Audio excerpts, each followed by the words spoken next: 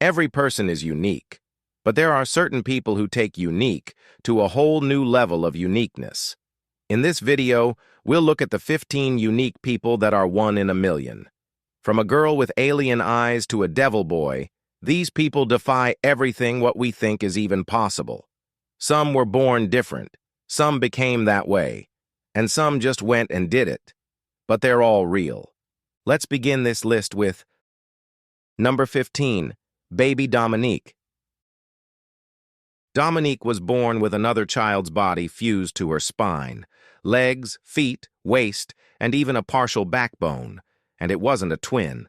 It was a parasitic formation called Rachiphagus, one of the rarest spinal fusions known in medical history. She was just 10 months old when her family brought her from West Africa to Advocate Children's Hospital in Illinois. This wasn't cosmetic.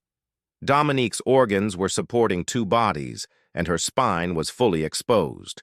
Surgeons ran every scan imaginable, like MRIs, CTs, and even a 3D model to plan the operation.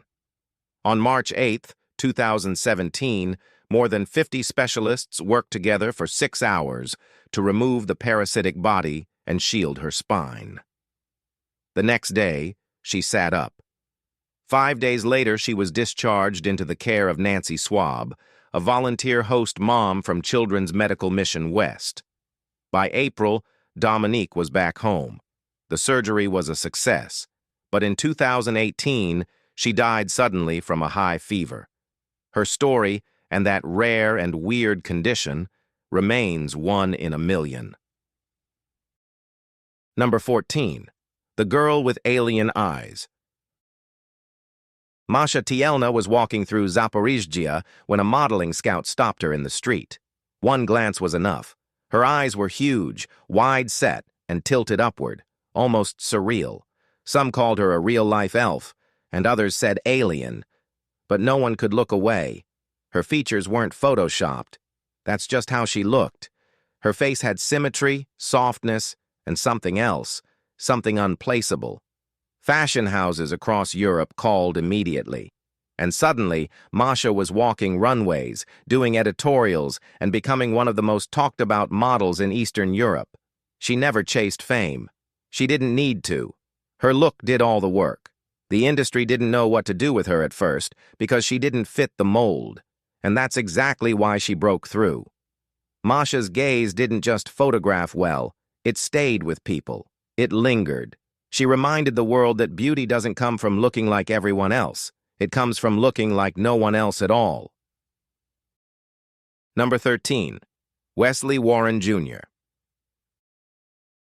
Wesley's life changed overnight in 2008 after a sharp pain triggered an intense swelling in his groin.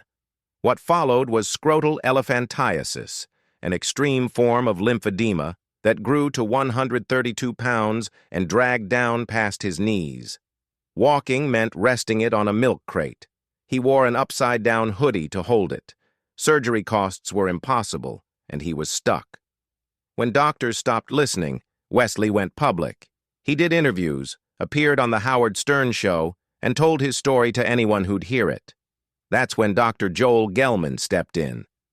In 2013, Gelman and his team at UC Irvine performed a 13-hour surgery, free of charge. They removed the entire mass. After 5 years of pain, Wesley finally walked without a burden. But his health was already compromised. In 2014, he died from complications related to diabetes. Even so, he left knowing that for a brief moment, he wasn't a headline. He was just himself again. Number 12, Baheneza Liberata's son. A father is supposed to protect his child, but this one threatened to kill his own. When Baheneza Liberata gave birth in Rwanda, her husband took one look at the baby and walked out. He told her to never come near him again. She'd had children before, never anything like this. The child looked different, cried in pain constantly, and no one could explain what was wrong. Her husband denied the baby entirely. So she returned to her rural village, alone, rejected, and carrying a child people called a monster. Neighbors whispered, Some said alien, others said cursed. She can't find work, has no access to doctors, and still has no diagnosis. Her older kids had to be left behind in the city while she begged the village for help. But no help came. A GoFundMe was launched to try and send her and the baby abroad. That's the only chance now. Number 11. Casey Legler. She doesn't fit the modeling mold, and she never tried to. At 6'2" with angular cheekbones and a stare that cuts, she signed with a male modeling agency. That's right. Casey's a woman who models in the men's division. There's no costume, just a face that broke every box the industry tried to build. Her look, sharp, minimal, undeniably masculine, wasn't something she altered. It was something she owned. She wears men's clothes, walks men's runways, and appears in campaigns not because she wants to pass, but because that's exactly how she looks. And it works. She turned heads, flipped contracts, and opened a space that never existed before her. Her identity never changed. The industry did. She doesn't play with gender. She works with form, line, texture. Her image made fashion ask different questions. Casey didn't blend in. She didn't rebel. She just stood there, exactly as she is, and the world finally noticed. Number 10. Oace Olga Blessing. Olga's belly started swelling when she was just 6. Everyone in the village thought the same thing. She must be pregnant. Her mother, Elistine, knew that wasn't possible, but they had no money for doctors, and no one believed them. The pain kept getting worse. They thought it was diarrhea, then infection. Her belly swelled even more. In a place where food and medicine were already hard to get, no one had answers. Until Aframax Media filmed her story. That's when people finally paid attention. Donations came in. She was diagnosed with a rare heart condition. One of her chambers had failed, leaking fluid into her abdomen. The pressure in her belly was from her own heart. She needed surgery, fast. It had to be done in India. The cost? $15,000 for 2 weeks of care. She made it there. Surgery worked. For a moment, she was smiling, laughing again. But just weeks after, her heart gave out. She didn't make it back home. Number 9. Dean Karnazes. Dean Karnazes doesn't get tired like everyone else. That's not a metaphor. It's real biology. As a kid, he once ran 105 laps around the track while classmates did 15. His legs just kept going. Later, he ran 50 marathons in 50 days across 50 states. Doctors ran tests and found something bizarre. His muscles clear lactic acid almost instantly, which means he never hits the wall. He can run hundreds of miles without cramping, seizing up, or even getting sore.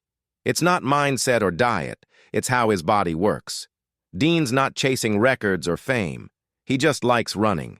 He's jogged across deserts, mountains, and coastlines for the sheer challenge. Scientists still don't fully understand what's going on inside his cells. But for Dean, it's nothing special. His body just refuses to quit. And that one glitch has made him one of the most legendary endurance runners in history. Number 8. Vanellope Hope Wilkins. When Naomi and Dean went in for a 9-week scan, doctors gave them news no parent expects. Their baby's heart was growing outside her chest. The condition was called ectopia cordis, and almost every case ends before birth. But they chose to go through with the pregnancy. Vanellope Hope was born in 2017, 3 weeks early, at Glenfield Hospital in Leicester. Within minutes, over 50 medical specialists surrounded her. Her body was wrapped in sterile plastic to protect her heart, and surgery began almost immediately. Her heart was healthy. It just had nowhere to go. Over the next few weeks, doctors gradually created space in her chest using custom supports and skin grafts. Most babies with this condition don't survive. Vanellope did. By age 7, she underwent a final surgery, an 8-hour procedure to build a protective cage out of her own ribs. Her chest finally had a home for her heart. And that name? It stayed with her. Hope turned out to be more than just a name. All right, now, let's move to number 7. Melanie Gaydos. Melanie never looked like the world's definition of beautiful, and she never needed to. Born with ectodermal dysplasia, Melanie had no hair, missing teeth, and a face that people stared at, but she never backed down. A photographer once invited her to a project showcasing non-traditional beauty. That one shot changed everything. Melanie stepped into fashion like she belonged, because she did. Her look wasn't soft. It wasn't filtered. It was raw, intense, and unforgettable. She soon became a favorite for avant-garde designers, artists, and photographers who saw more in her than most people see in a magazine. She didn't hide behind makeup. She confronted every lens head-on. The world noticed after her appearance in a Rammstein music video, and from there, the spotlight stayed. Runways, covers, exhibitions, she walked into all of them without ever conforming. Melanie didn't want to inspire. She wanted to exist fully. And in doing that, she forced the world to rethink what beauty actually looks like. Number 6. Bentley Yoder. Bentley was born in 2015 with part of his brain outside his skull, enclosed in a thin, balloon-like sac. Doctors diagnosed him with encephalocele, a rare neural tube defect. They said he wouldn't survive. An abortion was scheduled. His parents canceled it the night before.